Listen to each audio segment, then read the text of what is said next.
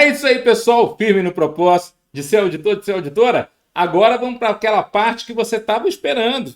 Tudão, tem tanta coisa para estudar de ICMS. Lá no regulamento do ICMS você tem 900 artigos. O que você vai estudar comigo? Aquela matéria que não sai das provas, cara. Desculpa, caiu a caneta aqui. Parece que o avaliador ama o que eu vou falar aqui para você. Porque toda a prova, ó, você faz Rio Grande do Sul, você faz Alagoas, você faz Ceará, você faz Alagoas de novo, caiu a substituição tributária, caiu o recolhimento antecipado, e aqui no nosso estado nós temos algumas situações interessantes que eu não sei se você atentou na hora que você estava estudando, mas eu preciso que você atente aqui comigo, tá? Que são alguns regimes que a princípio não são somente substituição tributária ou são confundidos com a substituição tributária e que não é exatamente isso que acontece aqui no estado. Vamos ver como é que funciona? Vai na telinha lá, olha lá, eu separei isso aqui para você, ó. Quais são esses regimes que você está falando de tributação, Tudão, ó? Regime de recolhimento antecipado, mas com encerramento da fase de tributação, ou seja, a mercadoria vem de outro estado, não paga tributo no outro estado para o estado de Roraima, ela está entrando no estado de Roraima, e o tributo a ser pago até o final da fase de tributação aqui em Roraima vai ser pago aqui para o nosso estado, na entrada aqui no nosso estado. Então, esse regime de recolhimento antecipado, a gente fala que é com o encerramento da fase de tributação, ou seja, todo tributo que seria devido para Roraima é pago na entrada do estado. Esse é um regime. Outro regime. Regime de recolhimento antecipado parcial. Você viu isso na legislação? Esse é diferente. Esse é sem encerramento da fase de tributação. Ele é uma situação diferente. Até o DIFAL para contribuinte de imposto, quando você vende para ativo permanente ou para uso ou consumo, ele é pago aqui. Quer dizer, ele é sem encerramento da fase de tributação porque você só vai pagar a gente diz assim, ele só vai pagar uma determinada parte do tributo para o estado de Roraima, uma determinada parte do tributo. Não é até o final, não é aquela situação até o consumidor final. Substituição tributária, aí é uma outra situação. Veja, no recolhimento antecipado, a mercadoria vem do outro estado, eu não tenho convênio com o outro estado, logo, o fabricante do outro estado não paga tributo para mim, estado de Roraima. Mas na entrada do meu estado eu mando pagar o tributo. Isso é o recolhimento antecipado. Na substituição tributária, para que ela tenha validade entre os dois estados, há um acordo. Esse acordo é específico, dizendo, ó, o fabricante de cimento aqui do estado de São Paulo vai pagar o tributo para o estado de Roraima. Então ele paga o tributo para o estado de Roraima pela alíquota final lá do estado de Roraima, daquele determinado saco de cimento. Então ele faz todo o pagamento, acerta tudo. Isso é substituição tributária. Eu substituo os substituídos aqui de Roraima por um substituto do outro estado. Não é o recolhimento antecipado. Como nós já diz, recolhimento antecipado vai entrar no estado e eu vou mandar de forma antecipada pagar o tributo para o meu estado. Fechou? Tá certo. E o DIFAL para o não contribuinte tem nada a ver com nenhum desses.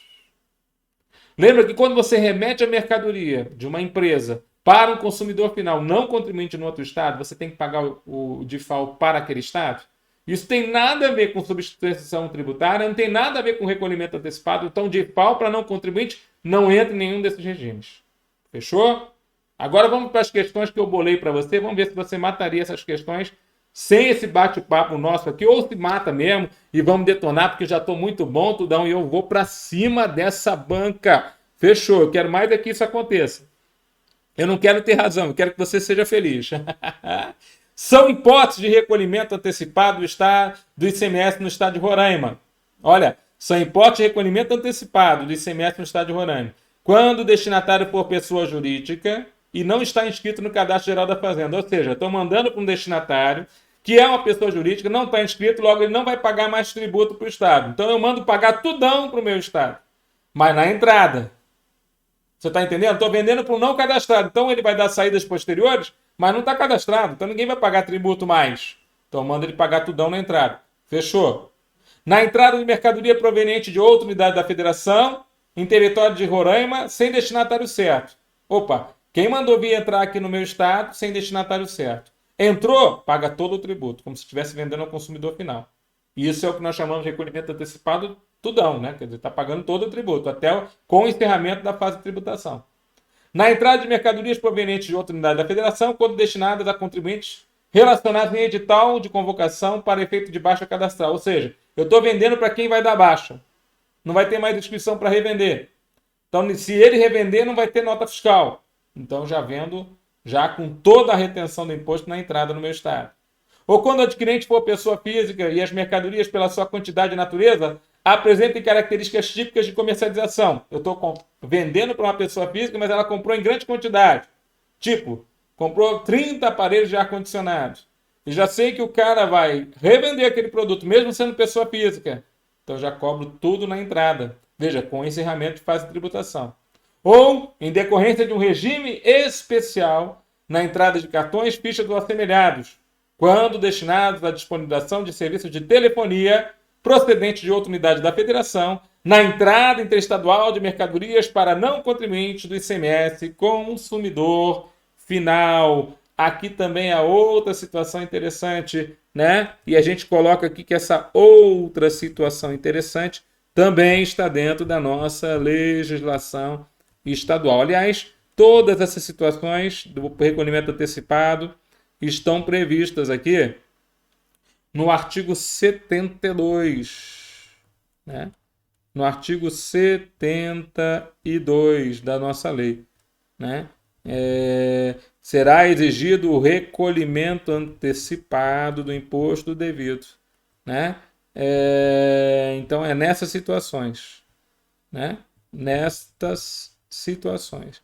Então, esse final aqui, ó, na entrada interestadual de mercadoria para não contribuinte ICMS consumidor final, essa situação, por favor, apesar de você falar, mas tem DIFAL aqui, é o DIFAL para o não contribuinte, esse DIFAL para não contribuinte está fora, tá? Então, o que tornou a questão 25, apesar do artigo 72 falar todas as outras situações, a questão 25 se tornou errada por causa dessa final aqui, ó. Entrada interestadual de mercadoria para não contribuinte consumidor final. Errado. Essa situação não tem nada a ver com recolhimento antecipado.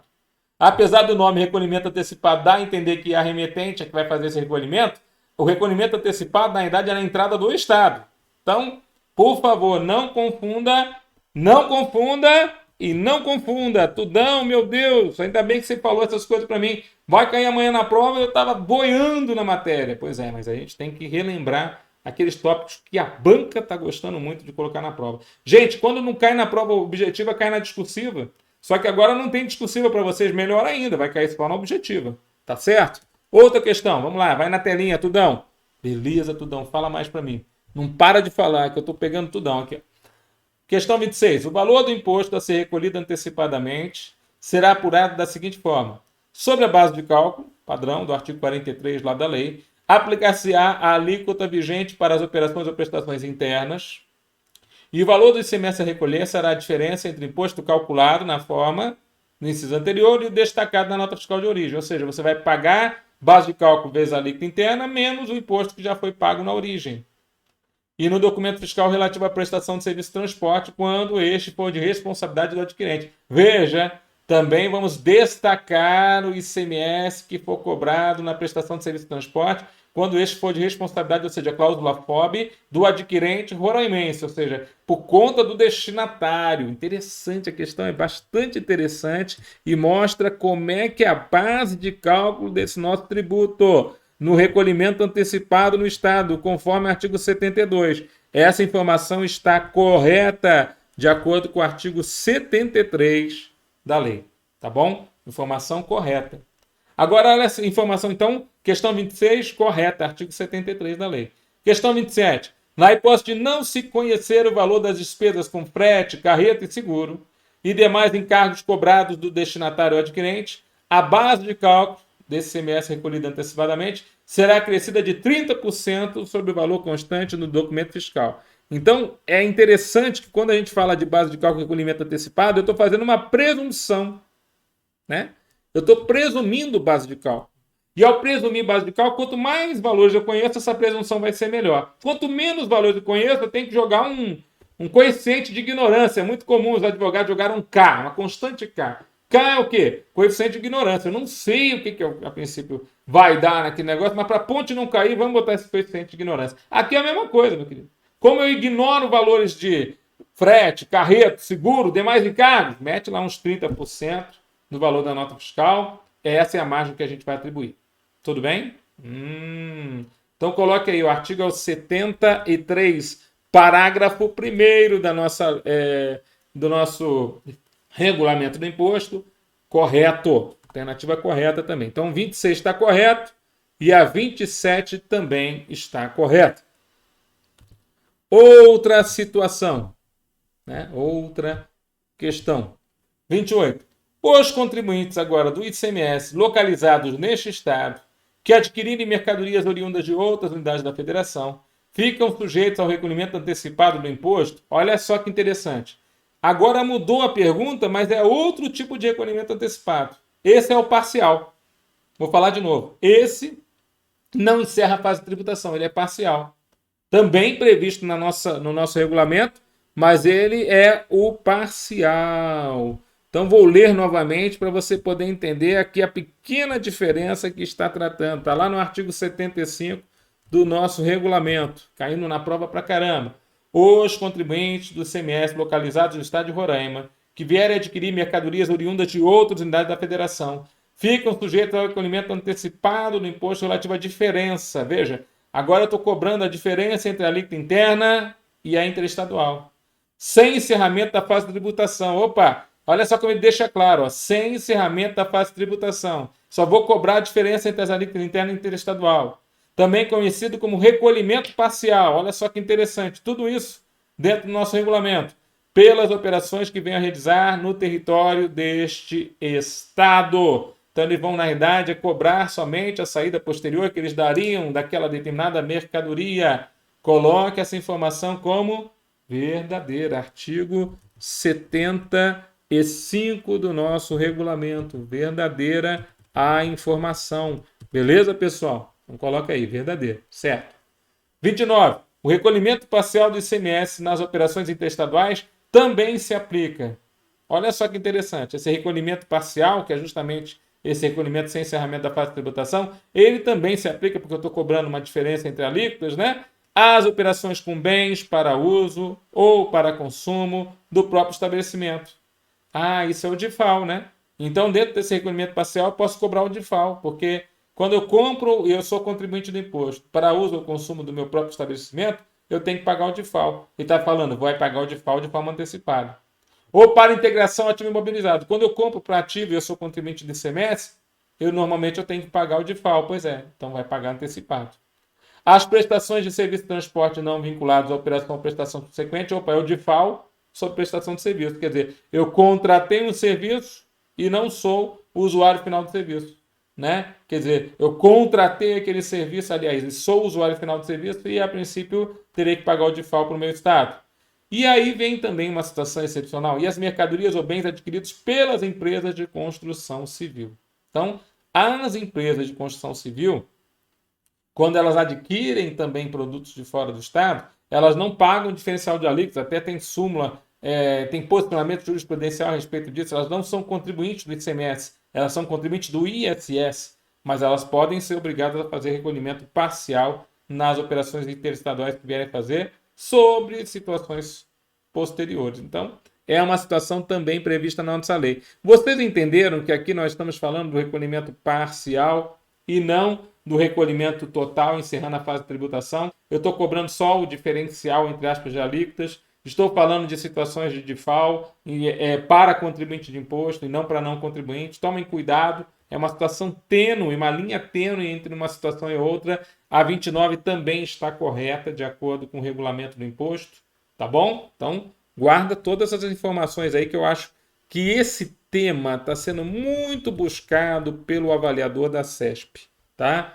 Então, esse tema está sendo extremamente buscado pelo avaliador da CESP. Então, o artigo 75, parágrafo 1º da lei, vai falar a respeito disso. Bom, outro tema bastante interessante, já que a gente fala de substituição tributária, é esse aqui, ó. Quer ver? Né? Estamos falando de substituição tributária, então veja esse tema aqui, ó. Entende-se por suspensão processo pelo qual o recolhimento do ICMS devido em determinada operação ou prestação é transferido, o recolhimento é transferido para etapas posteriores de sua circulação e execução. Bom, qual que é a diferença principal entre diferimento e suspensão, Tudão? Primeiro que no diferimento você transfere a responsabilidade para um substituto que vem pela frente. Então, é o produtor rural transferindo a responsabilidade do ICMS para a cooperativa. Então, isso é diferimento. Suspensão, a transferência não acontece. Na suspensão, você só não vai pagar o tributo porque você está esperando uma determinada condição.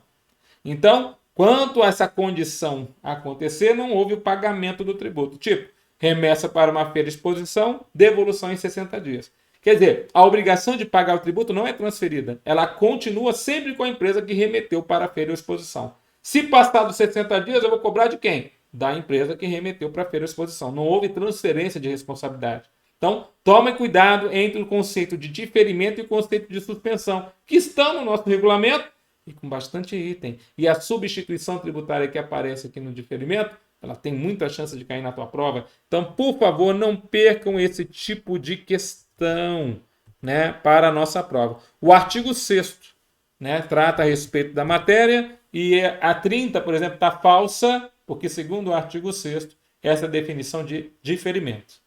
31. ICMS será diferido nas operações internas com... Aí peguei alguns produtos que nas operações internas estão amparados por diferimento. Energia elétrica, gado bovino, bufalino, equídeo, caprino, ovino, suíno, do estabelecimento produtor e, olha lá, até a produção, né, de extração de minérios, ó, cassiterita, ouro, diamante, do estabelecimento extrator. Então, nas operações internas, estes produtos estão amparados por diferimento aqui no nosso estado. Listagem coerente com o artigo 7º do regulamento, totalmente correto, tá bom? 32. Ressalvados os casos específicos, considera-se encerrada a fase de diferimento das seguintes hipóteses. Nas saídas para consumo final, então, encerra-se a fase de diferimento, ou seja, você vai, a princípio, ter que pagar o tributo obrigatoriamente. Quando você der a saída para consumidor final, mesmo que não tenha chegado até o substituto tributário, na saída para consumidor final já tem que pagar o imposto diferido. Saída para o exterior, se tem imposto a ser pago, tem que pagar o imposto diferido, né? Mesmo que a saída para o exterior seja imune. Eu estou falando do imposto diferido, aquilo que não foi pago ainda.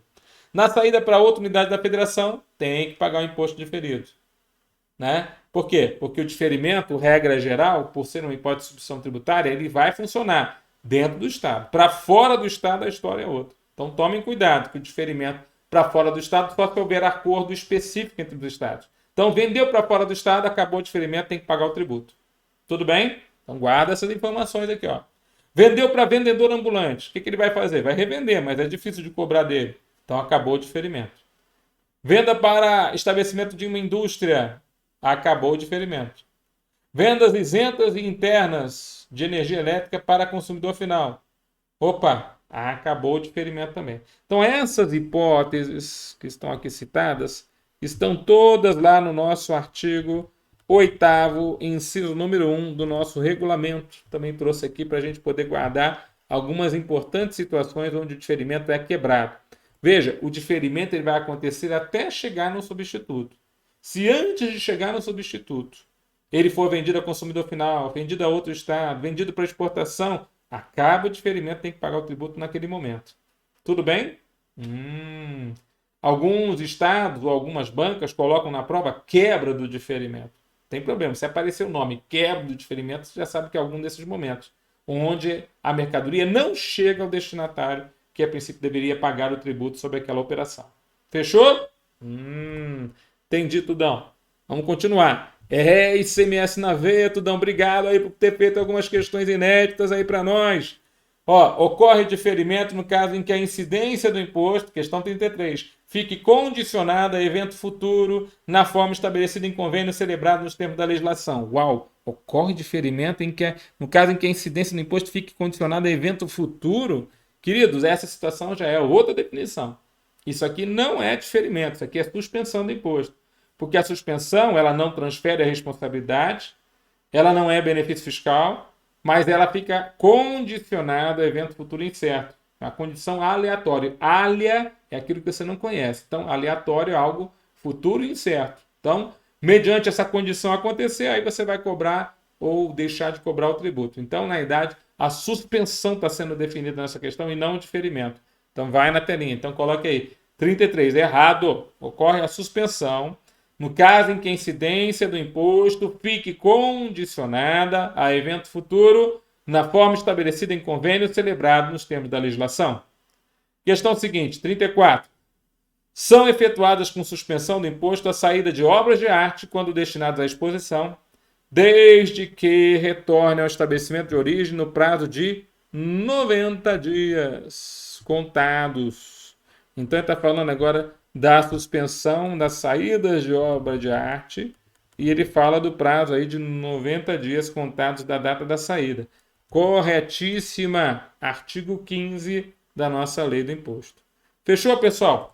Importantes informações aqui a gente trazendo aqui para você a respeito da lei do imposto, mas eu vou aproveitar para a gente ir para um ajuste, que na prova está falado que é ajuste sem número, mas na verdade é o convênio sem número de 1970, que fala de obrigações acessórias. Apesar do convênio ter bastante coisa já revogada ou não utilizada, lá no meio dele você acha as possíveis questões de prova, porque tem algumas coisas ali interessantes, principalmente o que é o CINIEF, outra situação que é o Sistema Integrado de Informações Econômicas e Fiscais, que existe até hoje, né? Os convênios COTEP, Comissões Técnicas Permanentes, são formados para falar a respeito de documentos fiscais até hoje, livros fiscais até hoje. Os livros fiscais que lá estão, hoje ainda existem e são abarcados lá pela escrituração fiscal digital. Então, informações importantes aqui para a gente. Vamos ver a questão possível aqui. Tudão, você sempre fuçando, né? Convênio sem número de 1970, fechou. Vamos pegar a questãozinha deles também, professor. Demorou, tamo junto. Vamos lá. Olha lá. São objetivos de um Sistema Nacional Integrado de Informações Econômicas e Fiscais, o CINIEF. A obtenção e permuta de informações de natureza econômica e fiscal entre os signatários, ou seja, os estados. Então, eles vão obter informações de natureza econômica e fiscal e permutar entre eles essas informações. E a simplificação do cumprimento das obrigações por parte dos contribuintes. Então, quando você fala assim, eu vou estabelecer num convênio como todos os documentos fiscais em todos os estados devem ser. Foi o que aconteceu nesse convênio. Estabeleceu como é que seria uma nota fiscal modelo 1 ou 1A, como seria uma nota fiscal de produtor rural, como seria o cupom fiscal, como seria o livro registro de apuração do CMS, como seria o livro registro de apuração do IPI. Então, todas as informações reunidas num convênio só, pois é o que aconteceu nesse convênio. E para fazer isso acontecer, eles fundaram lá, né, um Sistema Integrado de Informações Econômicas e Fiscais, que a princípio gerou essa informação em coletivo, né? Todos os estados têm as mesmas notas, têm os mesmos documentos, com o mesmo jeitão. Hoje a nota eletrônica substituiu essas notas, mas o Sistema Integrado de Informações Econômicas e Fiscais ainda existe, porque temos vários documentos e livros que ainda, a princípio, estão fora da forma eletrônica, e os estados ainda estão regulados a respeito dessa situação. Bom, e o que mais? Além disso, facilitar a vida dos contribuintes. Então, o primeiro item aí, verdadeiro, artigo 1º, inclusive, do nosso convênio. São medidas que foram adotadas para implantar o CINIEF no Brasil. Definição dos dados básicos dos respectivos cadastros contribuintes, ou seja, todo o cadastro contribuinte no Estado, inclusive o cadastro geral de fazenda aqui, que nós temos aqui em Roraima, tem que ter os mesmos dados. Senão ia ficar esquisito, né? Cada cadastro de cada estado com um dado diferente. A empresa que tivesse filiais em vários estados teria que cumprir várias obrigações. Instituição do Código Nacional de Atividade Econômica. Isso é usado até hoje. O que a empresa faz está lá no CNAE, CNAE fiscal, inclusive. Instituição do Código de Classificação das Situações Tributárias, o CST, né? Qual é a situação tributária do contribuinte? Está na substituição tributária, regime normal de apuração, regime do Simples Nacional, né? Operações de tributação e prestações. Instituição da Código de Classificação das Operações realizadas pelos contribuintes do IPI e do ICMS. Então, nós temos um Código de Classificação das Operações, que é hoje o CFOP, né? O Código Fiscal de Operações ou Prestações. Unificação dos documentos e livros fiscais. E instituição de uma guia de informação e apuração do imposto, né? Interessante que aqui no nosso estado nós temos uma guia de informação e apuração do imposto que é tratada a respeito dessa situação. Então, 36, coloque aí, verdadeiro. Então, o item 36 também está de acordo com a nossa lei, né? No caso aqui é verdadeiro, de acordo com a lei. Vamos lá, outro item. Item 37. São códigos citados no convênio sem número de 1970. Então, quais são esses códigos que são citados no convênio sem número de 1970? O CFOP, Código Fiscal de Operações e Prestações. O CST, Código de Substituição Tributária e o CNAE Fiscal, Classificação Nacional de Atividades Econômicas, né? Então é interessante que a gente tenha esses códigos propriamente ditos aqui dentro da do nosso convênio sem número. E é interessante que tudo isso foi inventado justamente para dar maiores informações a respeito do nosso contribuinte. Então, maiores informações a respeito da situação, né, do nosso contribuinte. Então, na idade, a questão aqui é justamente sobre essas situações, né? Se, a princípio, o nosso contribuinte está dentro dessa situação aqui e né, Código de Substituição Tributária, né? Na verdade, ele chama de CST, mas lá no nosso estado, ele, a princípio, dentro da informação aqui, a gente chama de Código de Situação Tributária, não de Substituição Tributária. É Código de Situação Tributária. Então, na verdade, a questão 37 aqui estaria errada. Baita pegadinha aqui, hein, Tudão? Código de Situação Tributária e não Código de Substituição Tributária. Parece, mas não é. Parece, mas não é. Tá bom? Vai lá na telinha de novo. Então ele fala assim, ó, trata-se de momento de emissão de nota fiscal no estado de Roraima, antes de iniciar a saída das mercadorias e no momento do fornecimento de alimentação e bebidas e outras mercadorias em restaurantes, bares, cafés e estabelecimentos similares. É interessante que aqui já tem a regra que serve até hoje, mesmo que a nota seja eletrônica, quando que é o momento de emitir uma nota eletrônica? Quando que é o momento de emitir antes de iniciada a circulação da mercadoria? Quer dizer, isso aqui, a princípio, continua sendo utilizado em todos os estados, inclusive em Roraima. Então, informação correta de acordo com o convênio sem número. Agora vem uma informação interessante. Veja essa pergunta aqui, ó.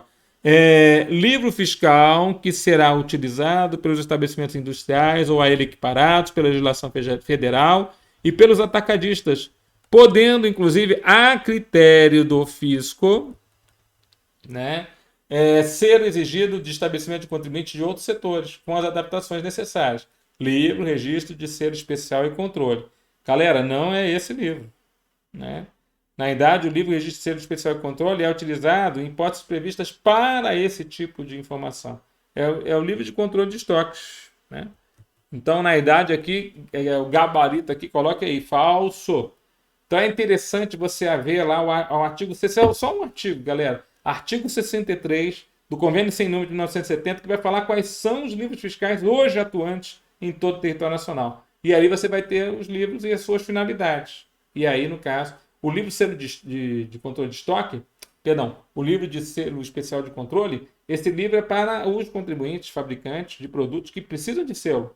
Então, é o caso de bebidas quentes, uísque, vodka, é o caso, por exemplo, de situações relacionadas a CDs, CD-ROM, que a princípio tem lá o selo de controle, é o caso de cigarros.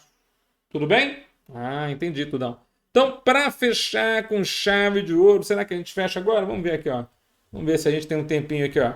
Opa, tem tempinho. Ó, os livros registro de entradas modelo 1A e registro de saídas modelo 2A serão utilizados pelos contribuintes sujeitos simultaneamente às legislações do IPI e do ICMS. Tá errado. Por que tá errado, Tudão?